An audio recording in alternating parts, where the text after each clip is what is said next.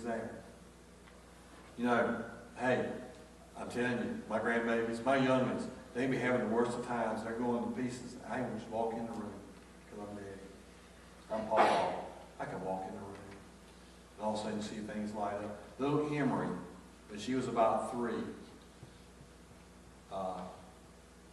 where was Daniel at? Daniel was getting ready to go to Afghanistan. And Daniel was out there just before he got, remember that explosion, that chlorine explosion? Daniel was in that. He had to go to the hospital. Daniel was there working there with the trader, I suppose it was, while he was waiting to go to Afghanistan. And Daniel texted me. I was counseling somebody. And I was in Chocolate counseling somebody. And Daniel said, Daddy, where you at? I said, I'm in Chocolate Medic. Well, my phone was not working right either.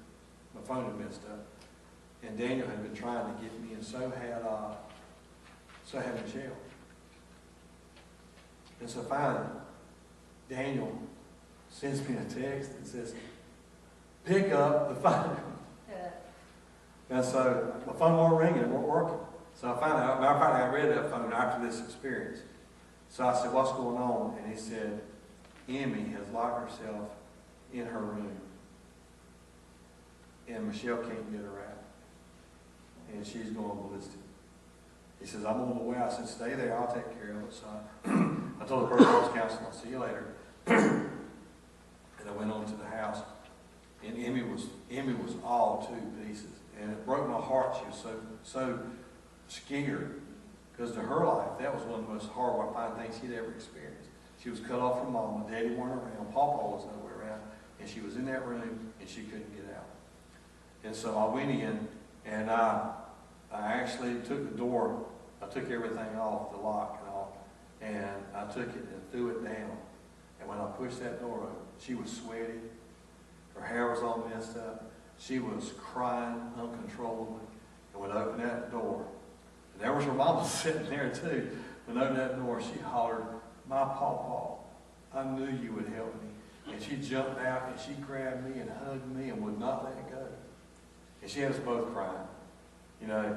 And she just said, my pawpaw, I knew you'd help me. I knew you'd help me. I knew you'd help me. I knew you'd help me. And to this day, that door does not have a lock on it. You know what I'm saying? Because that's not going to happen again. But it was seen as though, when I thought about that, I thought about how many times have I been locked up in situations and didn't see any way out. See, once I arrived, she felt hope. Matter of fact, she calmed down some when she heard my voice.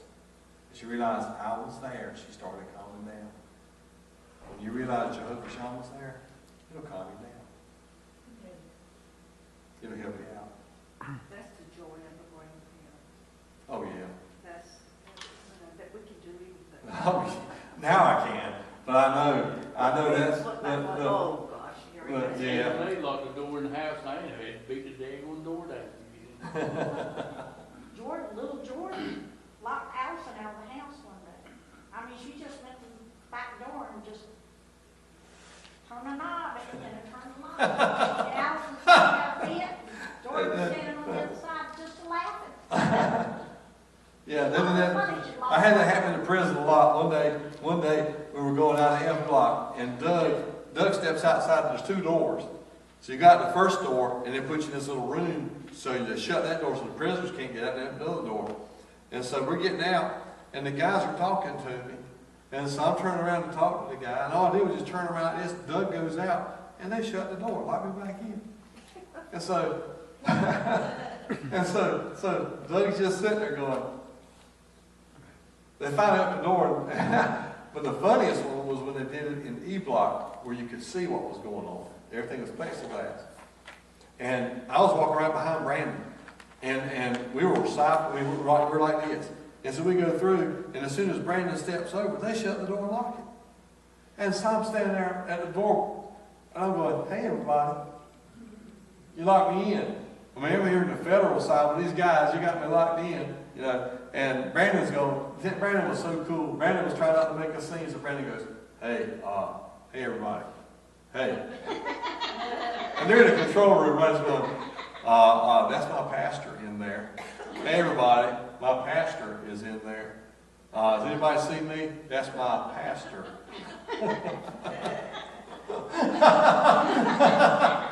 Linda told me, Linda said she would love to try, this was years ago. She said, the Lord's been convicting me about going to go to the women's side. And she said, I've been thinking about going to the women's side. And I said, well, it's up to you, dear. And when she told me that, she told me this like on a Tuesday or Wednesday.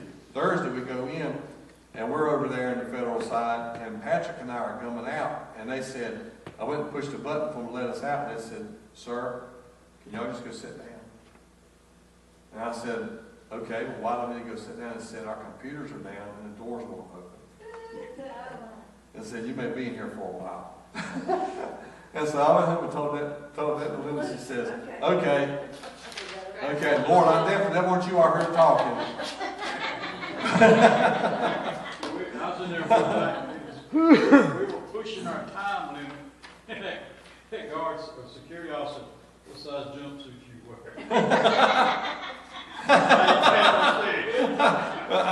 I know that also, they start asking you, how do you like your eggs? You know, powder. Do they still give eggs and all that stuff in the tin plate and coffee in the tin cup? Well, it's not quite like that. What they do is you get 2 hot meals a day and you get sandwiches at night. I know. And the people that got money, put in their account, they get extra stuff. I know when I was in the Virginia terminal, that's what they gave you. Well, I don't know if they got this to tin cup or anything, but they do. I think it's all plastic. Now, did your daughter say what it was? Well, I think it's plastic. They actually, those meals were like styrofoam takeout trays. Oh, they were all of them, even the ones that are today. I don't know about the whole during the day. Night is styrofoam. I know that. That's all they get there, blown to see. Yeah, those guys go, I am so hungry. I say, what can I do for you? Can you talk to me about feeding me some more? And I go, Before 8 o'clock. I'm here to bring you Jesus, not I bring you spiritual food. It was so neat Friday night at Easter.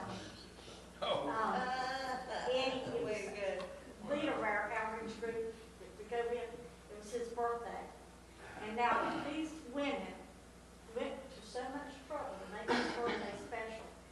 They made him cards, you know, and different ones signed them and different ones made him cards, and they gave him a picture of the bars, cell bars with Jesus standing behind it, holding his hand on it. That's awesome. But then they made a cake for him, a little teeny cake. And the way they do Had a it, foul this is how much trouble they had to go to do it. They take honey buns, they scrape Straight the gooey stuff off of them. the gooey stuff off of it. They crumble it up with cookies that they have. And they mix it together with water. And then they cook it in a microwave, one little pan they have. And then they took the icing from off the honey bun and added chocolate Mixed cocoa powder. to it. And Hot it chocolate. smelled delicious. It smelled delicious. And then they took a Q-tip, and since they couldn't fix a candle or anything, and they just put red dye on it to make it look like a flame. Wow, that's awesome. And they did that for him Friday night. But that was still at Pitt. They don't have a microwave. At Pitt, they don't have any of that. Pitt, they're just stuck in that little. They're stuck behind bars, either in little rooms or stuck behind bars in dormitories, in big rooms. But they don't have all that Some ones stuff. that can do it, some ones that can't, but, you know, and they still had people from Matthew in the room where we usually gather. We had to go in the gym because they still had people from Matthew in there. They were from over. Wow. Hitchcock Look. County. Are y'all ready? Any more questions about the lesson? And honestly, I'm telling you, when you look at those names and think about how they all point to Calvary and how the cross makes the difference. We sing about how the cross makes a difference, and we don't really understand that's how the cross makes a difference. I mean, that's some powerful stuff. This stuff right here is some of the most powerful stuff you'll ever hear. I might not have been up there jumping and running up and down the aisle. I didn't have to. This is powerful, powerful stuff. And this will help you. Pull it out. Put it in your Bible. Pull it out when you need it. Look at it. There's a lot of times when I'm going through something, I'll look up things in the Bible that go through what I'm going through, or people are going through, and I take it and I put it right in my Bible, and and I pull it out, and I go through it when I'm going through something, and I just rehearse it, because, yeah, I'm gonna do it on a sermon, but